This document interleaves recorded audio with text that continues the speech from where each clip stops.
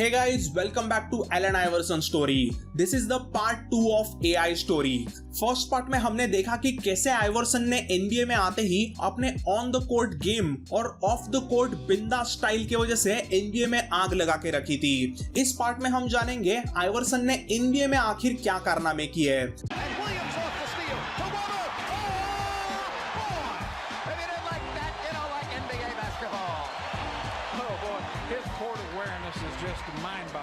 हमने first part में देखा था कि NBA में आते ही आइवर्सन ने पहले 4 सीजन क्या क्या कारनामे किए थे।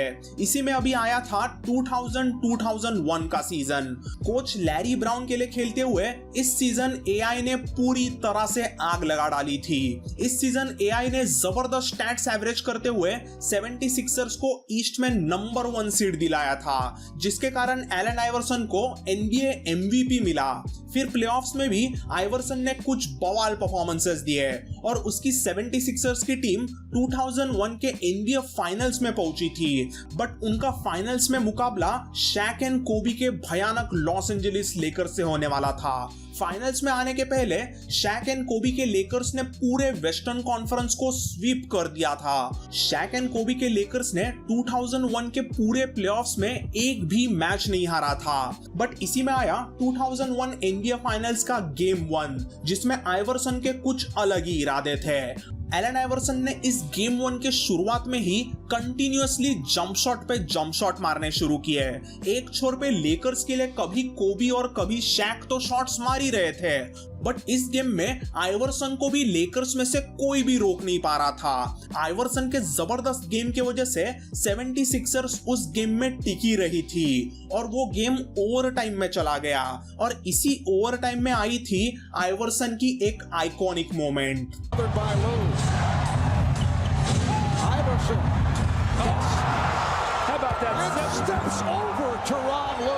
एलन आइवर्सन का ये स्टेप ओवर आज भी आइकॉनिक है। उसके बारे में अगर आपको डिटेल में जानना है तो इस वीडियो को आप जरूर देखिए, link is in a description. So let's move on to the further story. So game 1 में एलन आइवर्सन ने एक ऑल टाइम लेजेंडरी परफॉर्मेंस दिया और उसके 76ers ने लेकर्स के खिलाफ गेम 1 जीत लिया, बट सीरीज में 1-0 डाउन होने के बाद में शकील ओनिल नाम का एक शैतान जिंदा हो गया और उसने 76ers को पूरी तरह से तबाह कर दिया।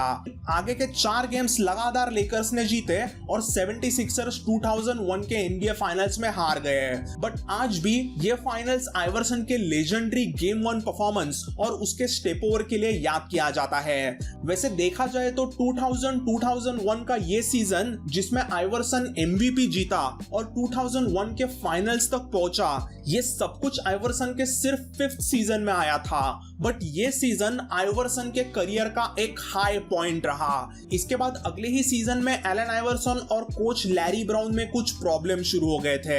हमेशा न्यूज आती थी कि आइवर्सन टीम प्रैक्टिस सेशंस में हिस्सा ही नहीं लेता। इसी चक्कर में 76ers 2002 के प्लेऑफ्स में बॉस्टन सेल्टिक्स से हारे थे।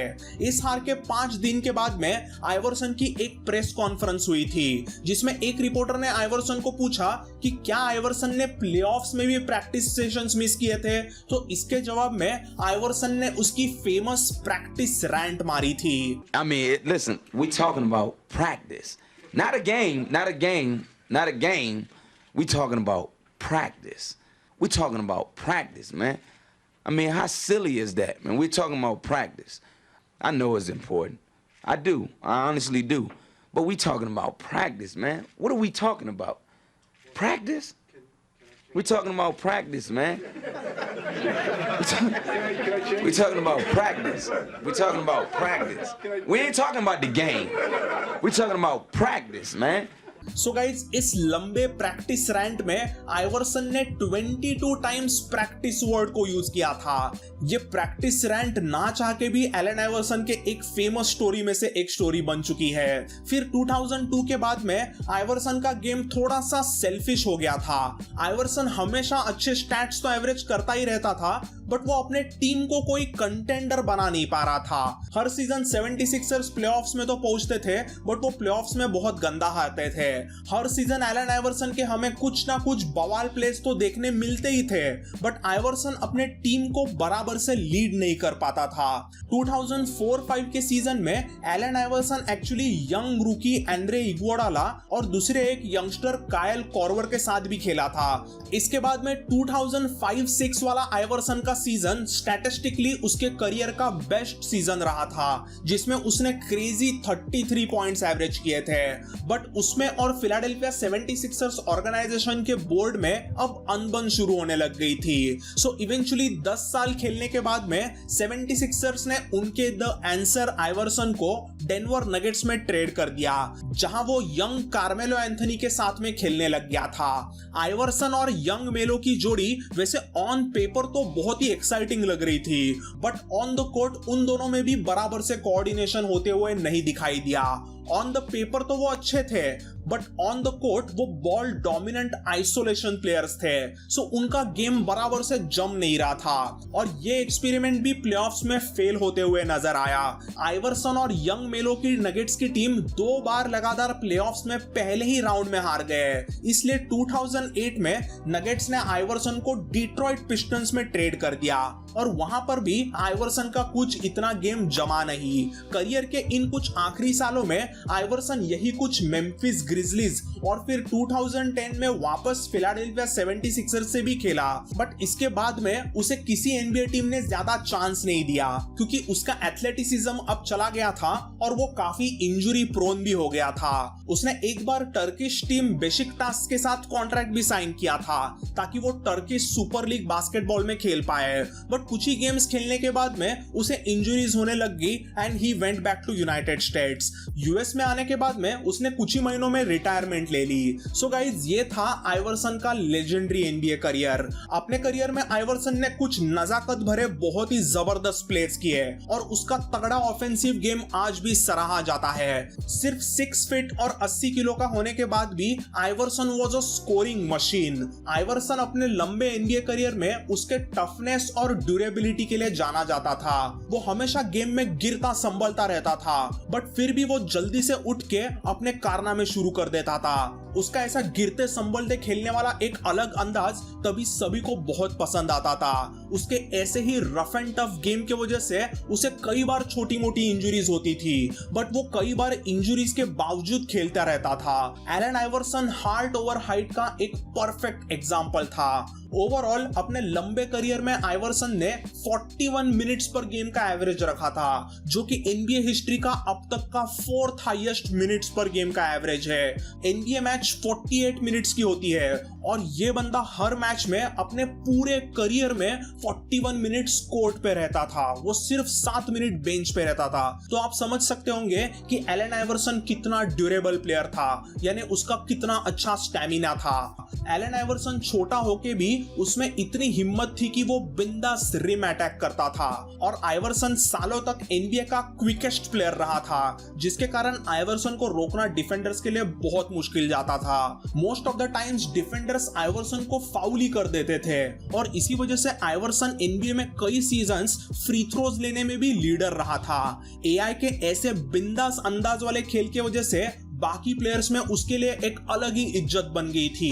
एलन आइवर्सन को लेके बस एक ही बड़ा प्रॉब्लम रहा, आइवर्सन ऑफ द कोर्ट एकदम बिंदास जोश में रहता था और उसे जो चाहिए वो करता था, बट सैडली वो ऑन द कोर्ट भी उसका वैसे ही एटीट्यूड देखने मिलता था। जनरली उस जमाने में पॉइंट गार्ड्स को पास फर्स्ट होना रहता था। एज अ पॉइंट गार्ड एक प्लेयर को अपने टीममेट्स को इन्वॉल्व कराना होता है और ऑफेंस को स्टेबल करके बराबर से संभालना होता है, बट आइवर्सन ऐसा पहला पॉइंट गार्ड था जो कोर्ट पर सबसे ज्यादा शॉट्स लेता था, इसीलिए इवेंचुअली आइवर्सन को शूटिंग गार्ड बनाया गया था।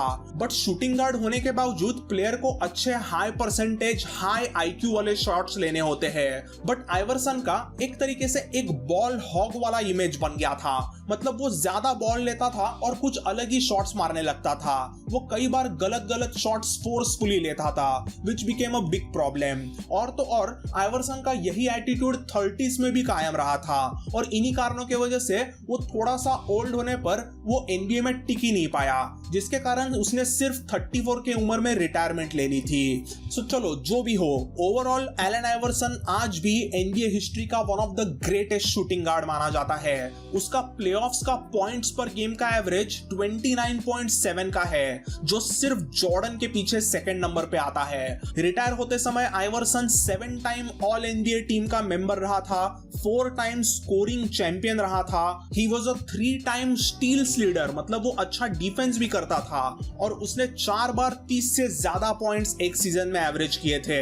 आज भी एलन आइवर्सन मतलब एनबीए हिस्ट्री का मोस्ट पोलराइजिंग प्लेयर माना जाता है और वो एक एनबीए का कल्चरल आइकॉन बन गया है। रिटायर होने के बाद में फिलाडेल्फिया 76ers ने ऑब्वियसली आइवर्सन की नंबर 3 जर्सी रिटायर कर दी और उसे आगे चल के बास्केटबॉल हॉल ऑफ फेम में भी शामिल किया गया। So guys, that's the Allen Iverson story.